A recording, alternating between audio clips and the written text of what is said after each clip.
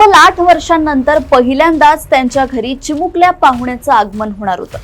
तनिषा या एक नाही तर 2 बाळांना जन्म देणार होत्या, पण नियतीच्या आणि दीनानाथ मंगेशकर रुग्णालय प्रशासनाने पैशांच्या हव्यासापोटी हे सुख मात्र तनिषा सुशांतला लाभलं नाही। पुण्यातील नामांकित दीनानाथ मंगेशकर रुग्णालयात प्रशासनाच्या मुजोरपणामुळे एका गर्भवती महिलेचा मृत्यू झालाय। नमस्कार, मी ऐश्वर्या देशोन्नतीमध्ये आपलं स्वागत करते।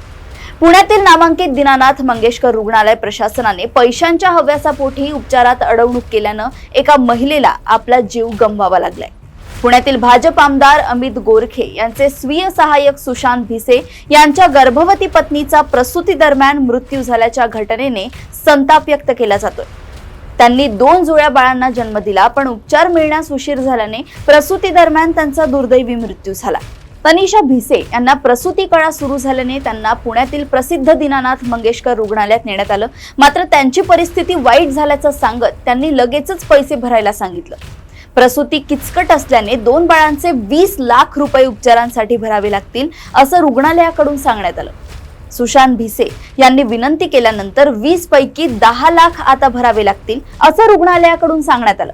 कुटुंबाने 3 लाख भरण्याची तयारी दाखवली, पण रुग्णालय प्रशासन 10 लाख रुपये भरा यावरती ठाम होतं। जवळपास भिसे परिवाराच्या घरी 8 वर्षांनी गुड न्यूज आली, पण नियतीने आणि रुग्णालयाच्या निर्णयाने सगळ्यावरतीच विरजण पडलं।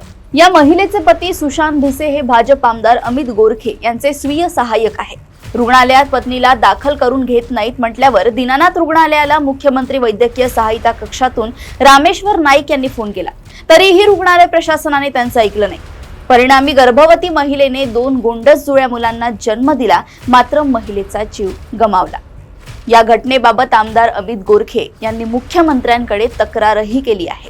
रुग्णालयाने 10 लाख मागितले होते का याबाबत विचारले असता अधिकाऱ्यांनी उत्तर देण्यास टाळाटाळ केली आहे। योग्य माहिती आपल्यापर्यंत लवकरच पोहोचवली जाईल असं त्यांच्याकडून वारंवार सांगण्यात येत आहे। रुग्णालयाच्या बाहेर विविध संघटना पक्ष एकत्र येऊन आंदोलन करू लागले आहेत।